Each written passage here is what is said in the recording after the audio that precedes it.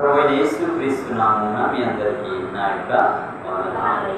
ఈ సమయమందు మనము మన ప్రభువైన దేవుణ్ణి ఆరాధించుకోవడానికి ముందు కీర్తనలు 92వ కీర్తన 1 నుండి 5 వచనాలను ఈ సమయమందు ధ్యానం చేసుకొని మన దేవుడైన ప్రభువుని ఆరాధిద్దాం. చదవండి. యెహోవాను స్తుతించుట మంచిది, మహోన్నతుడా నీ నామమును కీర్తించుట మంచిది. ఉదయమున నీ కృపను, ప్రతి రాత్రి నీ విశ్వాస్యతను 10 తంతుల స్వరమండలములతోనూ గంభీర ధ్వనిగల సితారాతోనూ ప్రచురించుట మంచిది. ఎందుకనగా యెహోవా నీ కార్యము చేత నీవు నన్ను సంతోషపరచుచున్నావు. నీ చేతి పనులను బట్టి నేను ఉత్సహించుచున్నాను. యెహోవా నీ కార్యములు ఎంతో దొడ్డవి, నీ ఆలోచనలు అతి గంభీరములు. దేవుడు ఇట్టి మాటలు మన వినికిడిలో దీవించునుగాక. ఈ కీర్తన విశ్రాంతి దినానికి సంబంధించిన కీర్తన. ఈ యొక్క దినం 6 దినాలు దేవుడు కష్టపడి 7వ దినమున విశ్రమించాడు. 6 దినాలు సృష్టిలో ఉన్న సమస్తాన్ని తన నోటి మాట చేత కలగచేసిన ఆ దేవుణ్ణి ఈ సృష్టిలో తన పోలికలో ఉన్న నరులమైన మనం ఆయన సన్నిధిని చేరి వీటన్నింటినీ అనుగ్రహించిన ఆ దేవాది దేవుడైన ప్రభు ఎదుట సాగిలపడి నమస్కరించే దినమే ఈ విశ్రాంతి దినం. ఈ విశ్రాంతి దినమందు పాడదగిన కీర్తన ఈ 92వ కీర్తన.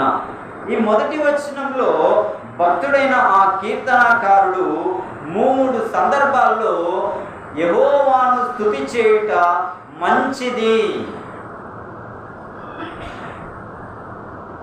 మహోన్నతుడా నీ నామమును కీర్తించుట మంచిది. ఉదయమున నీ కృపను, ప్రతి రాత్రి నీ విశ్వాస్యతను 10 తంతుల స్వరమండలముతోనూ గంభీర ధ్వనిగల సితారాతోనూ ప్రచురించుట మంచిది అని అంటున్నాడు. ఎందుకు మంచిది అనేది మనకి 4వ వచనంలో 4వ చరణంలో కనబడుతుంది. చూడండి.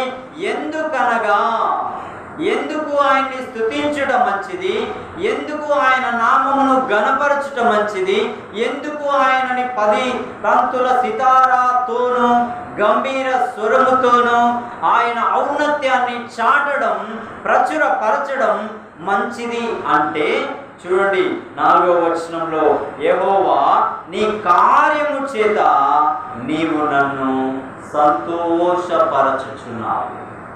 చూడండి ఎంత ఆశ్చర్యకరమైన విషయం అండి. దేవుడు తాను చేయుచున్న కార్యములను బట్టి మానవుడు సంతోషపడతాడు. ఈ భూమి మీద వేటిని బట్టి కలుగదు, కానీ దేవుడు చేసే కార్యాలను బట్టి మనుషునికి సంతోషం అనేది కలుగుతుంది.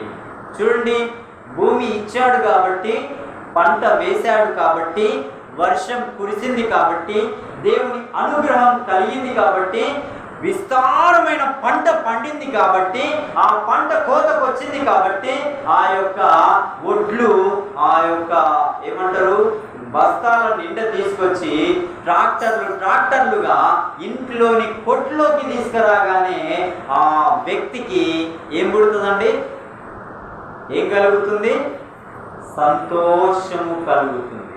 ఈ సంతోషం దేవుడిస్తే వచ్చిందా, వాని కష్టం వలన వచ్చిందంటే, వాని కష్టం వలన అంటే వేల లక్షల మంది కష్టపడుతున్నారు, కానీ కష్టపడ్డది కూడా వాళ్ళ నోటికి రాలేక కొట్టుకుపోతున్న సందర్భాలు నేటి దినాల్లో మనం చూస్తున్నాం. అవునండి. కానీ కొట్ల నిండా సమృద్ధి ఉన్నది అనంటే ఆ దానికి కారకుడు ఎవరు అనంటే జీవప్రదాత అయిన ఆ దేవుడే. వాటిని ఇచ్చి ఉండుటను బట్టి ఇతని హృదయంలో ఏం కలుగుతుంది అంటే సంతోషం కలుగుతుంది. వారు వివాహాలు చేసుకుంటున్నారు. సంవత్సరాల తరబడిన కొంతమందికి సంతానం కలగనప్పుడు వాళ్ళు సంతోషపడతారా, బాధపడతారా అండి? అదే సంవత్సరం కాగానే, రెండో సంవత్సరం కాగానే పిల్ల, మళ్ళీ ఇంకో పిల్ల పుట్టితే వాళ్ళ ఇంట్లో ఏముంటుంది? సంతోషం ఉంటుంది. సంతోషం ఎవరివ్వాలి? భార్య భర్తలు కలవంగానే వచ్చేసిరా? కాదు. జీవాధిపతి అయిన దేవుడు అనుగ్రహం చూపితేనే వాళ్ళ సంసారం దీవెనప్రాయమై ఫలములు కనబడినప్పుడు వాళ్ళ హృదయాలు సంతోషపడతాయి. మానవులు ఇవేవి ఆలోచన చేయరు, కానీ దేవుని లేఖనం అది పరమ సత్యం. కీర్తనాకారుడు ఇంకా చాలా విషయాల గురించి మనం చూసుకోవచ్చు, కానీ సంతోషం అనేది దేవుడిస్తే మనం సంతోషపడతాం.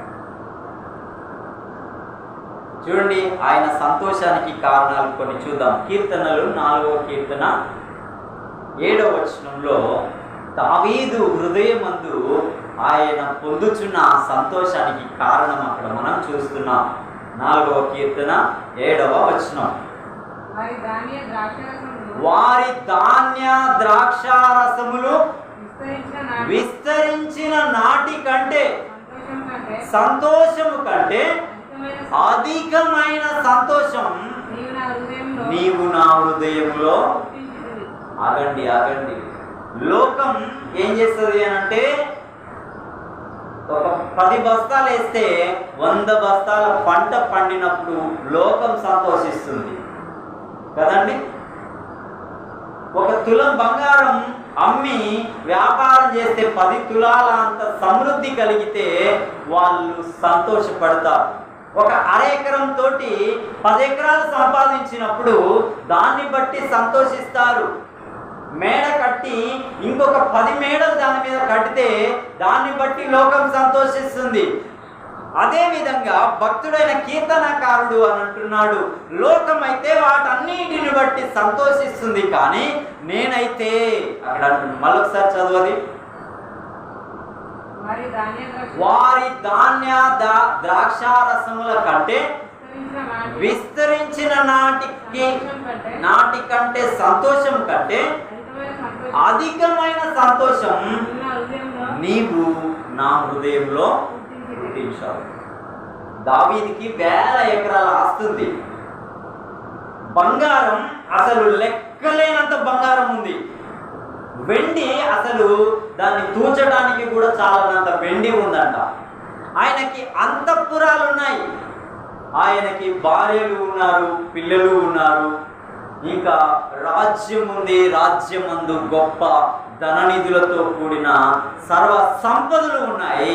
వాటన్నింటినీ లెక్క పెట్టట్లేదు, కానీ వాటన్నింటికంటే మించిన సంతోషం నా హృదయమందు నీవు పుట్టించేవి. ఏంటా సంతోషం అంటే, లోకాన్ని సృష్టించిన దేవుణ్ణి ఎరగలేదు, నేనైతే నిన్ను ఎరిగే కృప నా అంతరంగమందు నీవిచ్చావు. అదే గొప్ప సంతోషం. ఎందుకంటే సృష్టించిన సృష్టికర్త మన అంతరంగమందు ఉన్నప్పుడు సృష్టిలో ఉన్న వాటన్నింటికంటే మించిన సంతోషం సృష్టికర్త అయిన దేవుణ్ణి కలిగి ఉన్నప్పుడు ఉండే ఆ సంతోషం వీటన్నింటికంటే మించినదిగా ఉంటుంది. అదే భక్తుడు సెలవిస్తున్నాడు.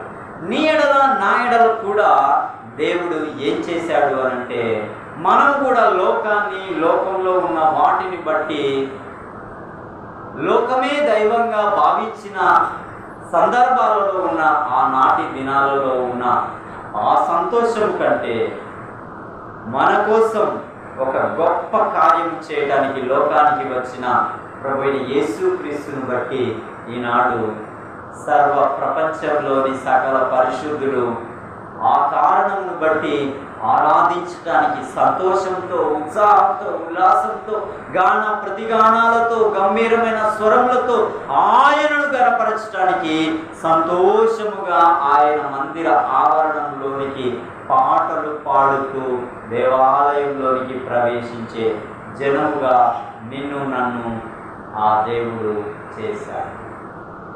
లోకమంతా ఈరోజు వారి పనుల్లో ఉంటుంది. పరలోక దేవుని బిడ్డలు తన మందిర ఆవరణంలో ఉంటారు. ఎందుకంటే వారికి దేవుని సన్నిధి అంటే సంతోషం, దేవుడు అంటే మరీ సంతోషం. ఎందుకు అంటే ఆయన నా పాపం కోసం లోకమునకు నరావతారిగా వచ్చాడు. నా పాపం నిమిత్తం ఆయన తన దేహాన్ని నాగలి చాల వలె నా పాప విమోచన కొరకు దున్నపడేలా తను తాను అప్పగించుకున్నాడు. ఆయన నా కోసం మరణించాడు, ఆయన నా కోసం తిరిగి లేచాడు. ఆయన నన్ను తన స్వకీయమైన సంపాద్యంగా చేసుకున్నాడు. వీటన్నింటికంటే నా దేవుడు చేసిన కార్యమును బట్టి నా ప్రభు అయిన దేవుణ్ణి ఆరాధించడానికి నేను ఆయన సన్నిధికి వచ్చాను. దావీదు అంతరంగమందు ఎలాగ దేవుడు సంతోషాన్ని పుట్టించాడో ఇవాళ మన అంతరంగమందు అంతకంటే మించిన సంతోషాన్ని ప్రభువైన యేసుక్రీస్తు ద్వారా నీకు నాకు తన బిడ్డలను చేసుకున్న విధమును బట్టి, ఈ సంతోషకరమైన సందర్భాన్ని బట్టి మనం ఏం చేయాలి అంటే మన దేవుణ్ణి ఆరాధించాలి. చాలా సంఘాల్లో ఈరోజు ఎంత ఉత్సాహంగా ఉంటారో, ఎంత సంభ్రమాశ్చర్యాలతో సర్వోన్నతుడైన దేవుణ్ణి పాడుతూ, మ్యూజిక్ వాయిస్తూ, గిటార్ ప్లే చేస్తూ, తబలా కొడుతూ, ఆ యొక్క అనేకమైన ఇన్స్ట్రుమెంట్స్ను వాయిస్తూ వాళ్ళు పరవశించిపోతారు. ప్రభు అయిన దేవుడు చేసిన ఆ శిలువ కార్యమును బట్టి వారే మైమరచిపోయి మహోన్నతుడైన ఆ దేవుణ్ణి ఆరాధిస్తారు. ఎందుకంటే వాళ్ళకి పని లేకనా, ఉద్యోగాలు లేకనా, బయటికి వెళ్తే వాళ్ళకి డబ్బులు కొదువయ్యా? చెప్పండి. కాదు. అన్నింటికంటే అధికమైన సంతోషం దేవుని సన్నిధిలో ఉంది. ఆ సంతోషం నా హృదయమందు అనుగ్రహించిన ఆ దేవాది దేవుడైన ఆ ప్రభుని ఆరాధించుటకి నన్ను ఎన్నుకున్నాడు, నన్ను విలువ పెట్టుకున్నాడు, నన్ను విమోచించుటకు తన రక్తాన్ని ధారలు పోశాడు అని ఆయన స్మరణ చేయటానికి, ఆయన నామాన్ని కొనియాడటానికి ఆయన సన్నిధిలోనికి వచ్చేవారిగా ఉంటారు. ఇందుకు ఆయన్ని స్తుతి చేయుట మంచిది. ఇందుకోసం ఆయన నామాన్ని కొనియాడటం మంచిది. ఇందుకు ఆయన నామాన్ని గలమెత్తి ప్రచురపరచడం మంచిది. అందుకే కీర్తనాకారుడు యెహోవాను స్తుతి చేయుట మంచిది. ఇవాళ మన కన్నులకు కనబడుతున్నవన్నీ ఆయన ఉచితంగా మనకిచ్చినవై ఉన్నవి. అవన్నీ మనం అనుభవిస్తున్నాము అంటే ఆయన దయ వలన. ఇవాళ ఇంకా మనం సజీవ లెక్కలో ఉన్నాము అంటే ఆయన వాత్సల్యతను బట్టి మనం ఉన్నాము. ఈ యొక్క బ్రతుకు ఆయనది, ఈ యొక్క సృష్టి ఆయనది. అవన్నింటికంటే మించిన సంతోషం తన కుమారుడైన యేసుక్రీస్తు ద్వారా నరకానికి పోయే నిన్ను తన కుమారుడు పట్టుకొని నిత్య జీవంలోనికి నడపడానికి నీకోసం ఆయన బలి అయిన ఆ కారణము ఎంత సంతోషాన్ని మనకిచ్చింది, ఆయనకి ఎంత బాధనిచ్చింది. మనకు కిరీటంనిస్తే ఆయనకి ముళ్ళ కిరీటం ఇచ్చింది. ఆయన మనల్ని స్వస్థపరచడానికి ఆయన పొడవబడ్డాడు, తన్నబడ్డాడు, గుద్దబడ్డాడు, హేళన చేయబడ్డాడు. మనల్ని ఆనందించడానికి ఆయన కన్నీరు కార్చాడు, ఆయన రోదన ధ్వని చేశాడు, ఆయన విలాపం చేశాడు. ఆయన చెప్ప శక్యము కానంత ఆ యొక్క శ్రమలను అనుభవించాడు. ఎందుకంటే నీ మీద ఉన్నది యావత్తు తన మీదికి వహించుకొని తనలో ఉన్నది యావత్తు నీకు ఇవ్వడానికి వచ్చిన ఆ ప్రభువుని స్తుతి చేయడం అన్నింటికంటే మంచిది. అనేది ఇక్కడ దేవుని యొక్క లేఖనం తెలియచేయుచున్నది. ఇంకా మనం కిందికి వెళ్ళినట్లయితే చూడండి 5వ వచనం, యెహోవా నీ కార్యములు ఎంత దొడ్డవి, నీ ఆలోచనలు అతి గంభీరములు. ఆయన ఆలోచన భూమి రవంత కూడా కాకముందే తన ఆలోచనలో నీవున్నావు, తన ఆలోచనలో నేనున్నా. భూమి ఏర్పడి 1000 సంవత్సరాలు అవుతున్నా ఆయన ఆలోచన మరచిన వాడు కాదు. ఆయన ఆలోచన తన కుమారునిలో నీ ఎడల నా ఎడల నెరవేర్చాడు. తన ఇంటిలో, తన మందిర ఆవరణంలో నిన్ను నన్ను కూర్చుండబెట్టి ఆయన్ని ఆరాధించే కృపనిచ్చిన ఆయన కార్యములు ఎంత దొడ్డవి, ఆయన ఆలోచన ఎంత గంభీరమైనది అనంటే అది మన జ్ఞానానికి అందనంత గొప్పది. మనం ఇవాళ ఆలోచిస్తాం, ఒక సంవత్సరం అయినాక గుర్తుంటుందా అండి? గుర్తుంటుందా? ఈ సృష్టి కాకమునిపే నీ కోసం ఆయన ఆలోచన చేసింది, ఆయన ఇప్పుడు నీ ఎడల నా ఎడల నెరవేర్చాడు. 2000 సంవత్సరాల క్రితం మనుష్య కుమారుడిగా వచ్చాడు. ఆయనలో నీకు స్వాస్థ్యాన్ని, ఆయనలో నీకు రక్షణను, ఆయనలో నీకు పాపక్షమాపణను, ఆయనలో నీకు సంతోషమును, ఆయనలో నీకు ఆ రాజ్యం వెళ్ళే గొప్ప అధికారాన్ని అనుగ్రహించిన ఆ దేవుని ఆలోచన నీ ఎడల నా ఎడల ఎంత దొడ్డది అంటే అది అనుభవించే మనకే తప్ప ఇక మరెవరికి అది తెలియదు. కాబట్టి ఆయన ఆలోచనలో నీవు నేనున్నాను. ఆయన రక్తం నీ కోసం నా కోసం కార్చబడ్డది. ఆయన ఇచ్చిన రక్షణ ఆనందమును బట్టి ఈరోజు సంతోషంతో ఆయన్ని ఆరాధించడానికి ఆయన సన్నిధిని సమీపించాం.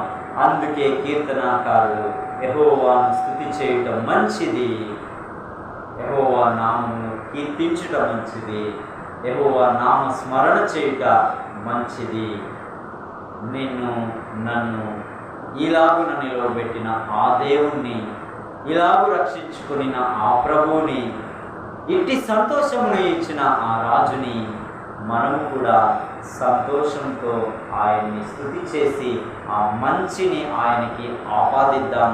దేవుడు ఇట్టి మాటలు మన వినికిడిలో దీవించునుగాక. ఆమేన్, ఆమేన్.